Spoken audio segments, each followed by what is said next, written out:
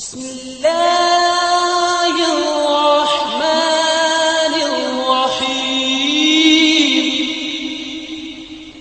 ना। तो इसमें एक हमारे सामने जो इश्यू आता है वो हम ये भी देखते हैं कि कई बार क्योंकि बच्चे बहुत ज़्यादा रिबेलियस होने लगते हैं एक स्टेज में आके, या फिर उनका जो एटीट्यूड में थोड़ा भी अगर उनको पेरेंट की जो एक्सपेक्टेशन है उससे अलग होते हुए दिखता है, या फिर फ्यूचर स्टेजेस में जो बड़े इश्यूज होने के चांसेस उनको लगता है कि हाँ इसके वजह से उनके सामने बड़े इश्यूज आएंगे, तो पेरेंट्स अपने ऊपर एक अननेसेसरी बर्डन ले लेते हैं कि ये हमारी वजह से हुआ है, कि हम लोगों की पेरेंटिंग में हम लोगों ने इनकी तरबियत करने में कुछ कमी रख दी है। तो वो पेरेंट्स जो गिल्ट ले लेते हैं अपने अंदर, तो वो उन चीज़ों से कैसे डील करें कि, और क्या वो लेना बर्डन वो सही है उनके लिए, मतलब क्योंकि ये एक तरीके से कॉन्शियस पेरेंट होने की निशानी भी है। तो आप उसके लिए आप हमारी ऑडियंस के सामने कुछ बात रखें। देखिए इसके अंदर है ना वो एक्सपेक्टेशन वाली बात आ गई ना कि वो उन्होंने जो इनिशियल बाउंड है ना वो इनिशियल बाउंड चेंज हुआ आगे जाके एक्सपेक्टेशन के अंदर। एक्सपेक्टेशन में आपको एक्सपेक्टेड रिजल्ट नहीं मिला, आपको लगा कि मेरा बच्चा इस तरीके का होना चाहिए, आपको उस तरीके से वहां पे आप नहीं पहुंच पाए।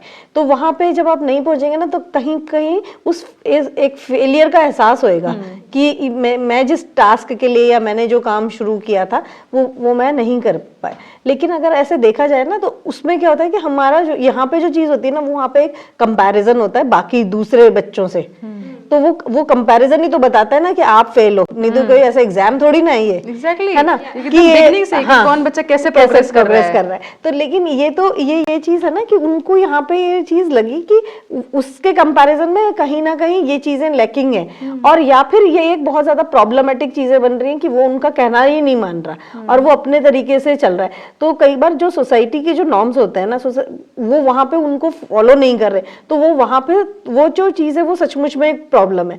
लेकिन वो वहां पे बॉन्ड का जो लैकिंग है ना वो ज्यादा चीज है। दूसरी इसके अंदर अगर हम साइकोलॉजिकल पर्सपेक्टिव से देखें इसके अंदर, तो एक सोशल लर्निंग थ्योरी पे एक एक्सपेरिमेंट हुआ था।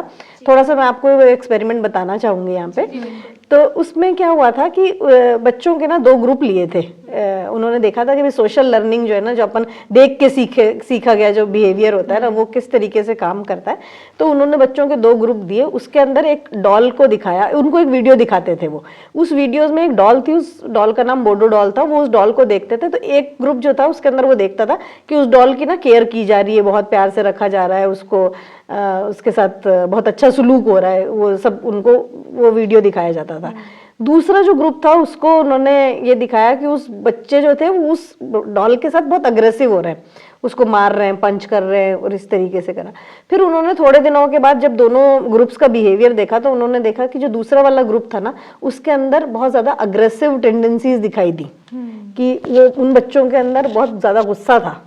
तो ये चीजें उन्होंने बताया कि जो सोशल लर्निंग है ना वो इसी तरीके से होती है कि जब हम जो चीजें देखते हैं तो ये चीजें ना वो हमारे फैमिली में भी हम देखेंगे, हम हमारी जो सोसाइटी के अंदर है वो भी देखेंगे। उसके अलावा हम जो सोशल मीडिया पे या जिन चीज़ों के ऊपर जो कंटेंट देख रहे हैं उन सब चीज़ों का भी बहुत ज़्यादा इंपॉर्टेंट रोल दिखाई देगा इस चीज़ के अंदर, क्योंकि ये एक लर्निंग है जो हम देख के सीखते हैं। उसके अंदर बहुत सारी चीज़ें आती हैं कि आपका बिलीफ क्या है, आपका थॉट प्रोसेस क्या है, आप लर्निंग क्या है। लर्निंग को हम बहुत बार एसोसिएट करते हैं कि 2 चीज़ों के बीच में एक रिलेशनशिप क्रिएट करते हैं और उस रिलेशनशिप से सीखते हैं। जैसे कि मान लीजिए मुझे लगा कि जब मुझे गुस्सा आएगा तो मैं कुछ एक तरीके का कोई बिहेवियर करूंगी या मैं कोई चिल्लाऊंगी या कुछ भी करूंगी, तो वो मैंने एक अपने को उस बिहेवियर के साथ एसोसिएट कर लिया। लेकिन हो सकता है ना कि मेरे को गुस्सा है तो मैं पानी का ग्लास भी पी सकती हूँ, है ना। वो मेरे बिहेवियर को मुझे चूज करना है कि मुझे करना क्या है। वहां पे हम चूज नहीं करते, वहां पे हम एक जो हमारा पीछे से ट्यून्ड माइंड है ना वो चलता है कि आपके इसके बाद ये करना है, फिर ये करना है, फिर ये करना है। तो उस तरीके से घर में कुछ रूल्स बनाने चाहिए, छोटे छोटे रूल्स हैं, वो रूल बनाएंगे आप तो वो एक बॉन्ड क्रिएट होएगा। फिर वहां पे आपको ये लगेगा ठीक है। वो देखिए सोसाइटी का भी तो फर्क पड़ेगा ना बच्चे के ऊपर, सिर्फ यही तो है नहीं, क्योंकि वो बाहर भी जाएगा, उसकी तरबियत बाहर वाले लोगों से भी होगी। उसके टीनेज में बच्चा जब बाहर जाता है तो वो पेरेंट्स उसके लिए सेकेंड एंटिटी हो जाते हैं, दोस्त उसके लिए प्राइमरी एंटिटी हो जाते हैं। हाँ, उन लोगों की जो चीजें वो ज्यादा इजीली लेता है। और क्योंकि वहां पे क्या होता है कि वो सही करेगा या गलत करेगा, दोस्त उसको ये नहीं कहेंगे तुम गलत कर रहे हो, उनके लिए वो सब कुछ सही है। माँ बाप बता रहे हैं कि ये सही है ये गलत है, दोस्त नहीं बता रहे। सेम एज के होते हाँ वो हाँ, तो वो वहां पे इसलिए सारी चीजों का ब्लेम आप अपने ऊपर नहीं ले सकते ना कि मैं ही हर चीज के लिए रिस्पॉन्सिबल हूँ। फिर आप स्ट्रेस में जाओगे, आप लो मूड में जाओगे, डिप्रेशन में जाओगे, आप एंशियस हो गए, फिर फ्रस्ट्रेट होंगे, फिर आप बार बार फोन करेंगे, अब कहाँ हो, अब कैसा है, वो उसके अंदर एक प्रेशर आएगा।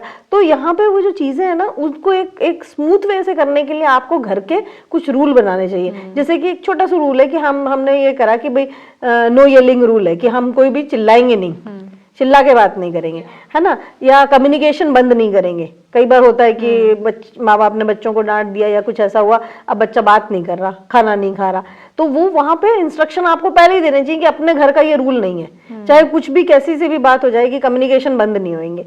तो वो ये चीज वो अपनी मैरिड लाइफ में भी जाके अप्लाई करेगा।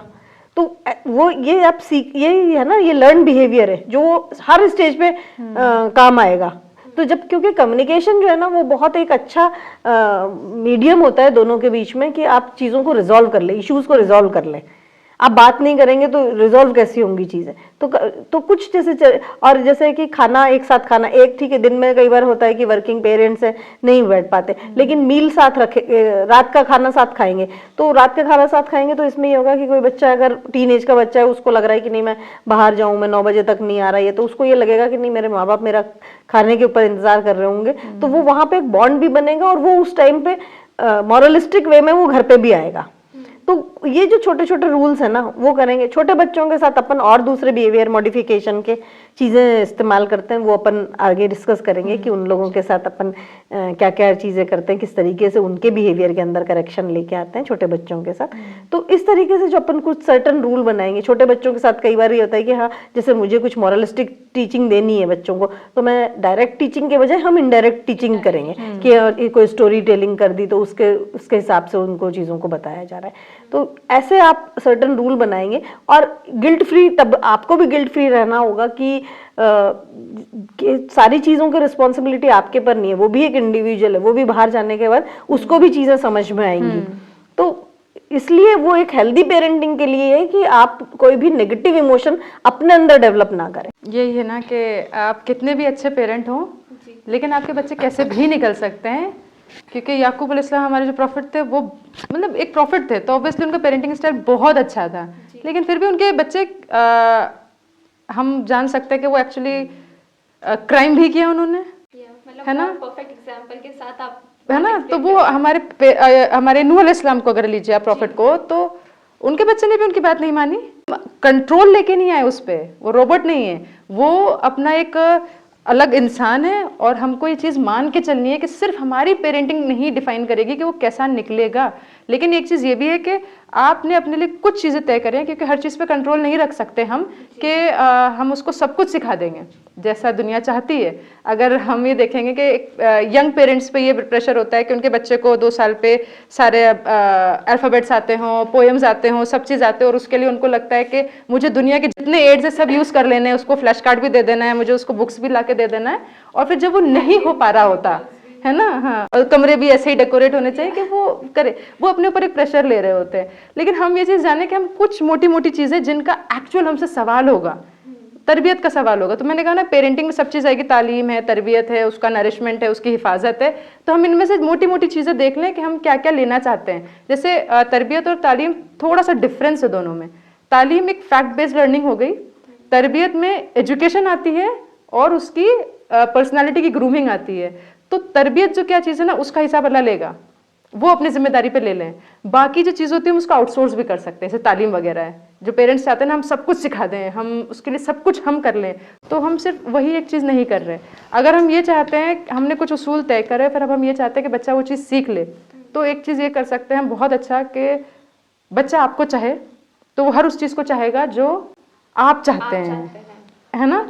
क्योंकि अगर मैं छोटी सी चीज़ चाहती हूँ कि मेरा बच्चा नमाज पढ़ने वाला हो, मान लीजिए एग्जाम्पल, तो वो पहले मुझे तालीम क्या होगी कि मैं उसको नमाज पढ़ना सिखाऊं कि कैसे एक्शन करने, क्या दुआ पढ़नी है, कैसे कैसे स्टेप्स होने, ये तालीम हो गई। तरबियत क्या है कि जब मैं अपने बच्चे को जब नमाज पढ़ रही हूँ, अगर वो मेरे आसपास है, वो मेरे ऊपर चढ़ रहा है, मैं उसे बहुत अच्छे से डील करती हूँ, मैं उसको उसके बाद बैठाती हूँ अपने गोद में, कुछ दुआएं मांगती हूँ, ये जो बॉन्ड क्रिएट होगा ये तरबियत है।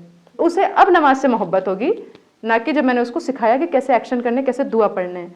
ठीक है, मैं उसको अगर मैं उसको कुछ कुरान की दुआएं सिखा देती हूँ तो ये उसकी तालीम हो गई, जिसको हम समझ के बाज़ दफ़ा हट सोचते हमने उसको पूरा अच्छे से तालीम दे दी, अब ये तरबियत हो गई। कुरान सिखाने से उसकी तरबियत नहीं हुई। उसकी तरबियत कब होती है? जब वो चलते फिरते देखता है कि मेरी माँ इसको कितना इंपॉर्टेंस देती है, इसको कितना चाहती है ना। और ये भी एक चीज़ देखनी है कि नेगेटिव कनेक्शन ना हो उसके लिए। कभी भी अपने बच्चे को डांटने के बाद नमाज मत पढ़िए, उसमें एक नेगेटिव चीज कभी भी किसी चीज के लिए जो आप चाहते हैं कि मैं तुमसे खफा हूं, मैं नमाज पढ़ने, उसके बाद डांट डूट के नमाज पढ़ने आ गए, वो उस टाइम इतने गुस्से में होता है कि जो आप कर रहे हैं उस चीज से भी उसे नफरत हो जाती है। कभी भी किसी भी चीज के लिए इस चीज को ध्यान रखना चाहिए कि आपसे वो आपको बच्चा चाहे और फिर वो हर उस चीज को चाहे जो आप चाहते हैं। तो मोटी मोटी चीजें तय कर लें कि आप, बहुत छोटे से एग्जाम्पल थे यही कि ऐसा सच बोलना है ना। कभी भी अगर अल्लाह से मोहब्बत करना उसे सिखाना है, अल्लाह को नेगेटिव लाइफ में पोर्ट्रे नहीं करिए। तुमने ऐसा किया, अल्लाह तुमसे नाराज, अल्लाह नहीं नाराज एक छोटे बच्चे से, है ना। अपना गुस्सा अल्लाह को सुपुर्द करके उसको बच्चे पे नहीं मुसल्लत कर सकते, वो है ना नेगेटिव चीज़ डेवलप होती है बच्चे में। तो वो एक जब हम बॉन्ड क्रिएट करेंगे कि वो हमें चाह रहा है। आपने एक चीज़ नोटिस करी होगी कि बच्चा यानी कितना भी बड़ा बच्चा 70 साल का भी होगा, अगर उसके पेरेंट्स जिंदा है वो अपने पेरेंट को खुश करने की कोशिश करता है। ये एक फितरी चीज़ रखी गई है। तो उस चीज़ को ना कि वो आपको सिर्फ रेगुलर खुश करता ही रहे, इसको बहुत एक्सप्लॉइट मत करिए, क्योंकि वो बच्चे में नेचुरल होती है। आप उसको फिर जिस चीज़ को आप चाहते हैं ना, वो चीज़, जैसे आपको पता होगा ना, आपका बच्चा बहुत नमाज नहीं पढ़ता, फिर उस छोटे से एग्जाम्पल पे ही आ रही हूँ, लेकिन आप उसे बहुत टोकते नहीं है ना, तो कभी आपको खुश करना चाहेगा तो स्पेशली उसके लिए नमाज पढ़ेगा, है ना। तो वो उससे वो अगर रिलेशन हम रखेंगे अगर चाहने वाला, तो वो आपकी हर उस चीज़ को चाहेगा जो आप चाहते हैं। बहुत छोटी सी चीज़ है, और इसको ये भी इसे देखना कि आप हर चीज़ नहीं कर सकते, कुछ चीज़ें आउटसोर्स भी करें, क्योंकि एज अ पेरेंट हम सिर्फ बच्चे ही नहीं पाल रहे हैं, हम सब कुछ कर रहे हैं। तो थोड़ा थोड़ा टाइम लेके वो रिलेशनशिप ब्रेक नहीं होना है, क्योंकि आगे जाके भी वो उसको अटेंशन, वो प्यार जहाँ से मिलेगा वो वहाँ से चीज़ें सीख लेगा। तो कभी भी आप नहीं होने चाहिए वो, जिससे मतलब आप ही होने चाहिए जिसको वो चाहे। कभी इस कनेक्शन को, जैसे मैम ने भी बात कही कि वो ब्रेक नहीं करना चाहिए किसी भी लेवल पे, ना बचपन में, ना टीनेज में, ना उसके अडल्ट लाइफ में। जब ये बात आती है ना कि मान लीजिए बच्चा आपसे बिल्कुल बागी हो गया, बिल्कुल आपके अगेंस्ट जा रहा है, घर छोड़ के भी चला गया, तो ये उसूल है ना कि आप उसको कभी भी अपने से अलग नहीं कर सकते। मतलब ये कॉन्सेप्ट ही नहीं इस्लाम में कि आपने अपने बच्चे से ताल्लुक तोड़ लिया, या इतना इसको इस चीज़ से जाने कि आप उसको प्रॉपर्टी से भी, इनहेरिटेंस से भी अलग नहीं कर सकते अपने, चाहे वो आपके फेथ पे भी ना रहे, तब भी आपको कनेक्शन तोड़ने का कोई राइट ही नहीं है। तो अगर वो आपसे बिल्कुल आपके प्रिंसिपल से, आपके लाइफस्टाइल से, आपके उसूलों से किसी भी तरह से आपसे दूर जा चुका है, तब भी उसको आप उससे नाराज हैं, तो ये ज़रूर आप इजहार कर सकते हैं कि मुझे तुमसे, तुम्हारे उस एक्शन से मसला है, तुम मेरे ही हो। ये उसको हमेशा पता होना चाहिए, चाहे छोटा ही सा हो। तुमने अगर झूठ बोला तो तुम्हारे उस एक्शन से मुझे मसला है, तुमसे मसला नहीं है, तुम मेरे हो, हाँ तुम मेरे ही हो हर हाल में। एंड अगर बहुत बड़ी चीज़ जिसे हम समझते हैं कि वो बिल्कुल आपके लाइफस्टाइल, आपके बिलीफ सिस्टम, हर चीज़ से भी दूर जा चुका है, तब भी उसे पता होना चाहिए अगर तुम मुश्किल में होगे, परेशानी में होगे, तो मैं तुम्हारे साथ हूँ। चाहे छोटे बड़े सुख दुख में तुम्हारा सपोर्ट नहीं करूंगी, हर चीज़ में नहीं होंगी, लेकिन डोर ओपन है, ताकि कभी भी उसको अगर ठोकर लगे तो वो पेरेंट के ही पास आएगा, क्योंकि वो डोर ओपन था। अपना बॉन्ड इतना हाँ स्ट्रॉन्ग रहना चाहिए कि ये उसको हमेशा पता रहे कि मेरा दरवाजा हमेशा के लिए बंद नहीं हो सकता, मैं जहाँ पलटूंगा वहाँ ये मेरे लिए खड़े हैं हर हाल में।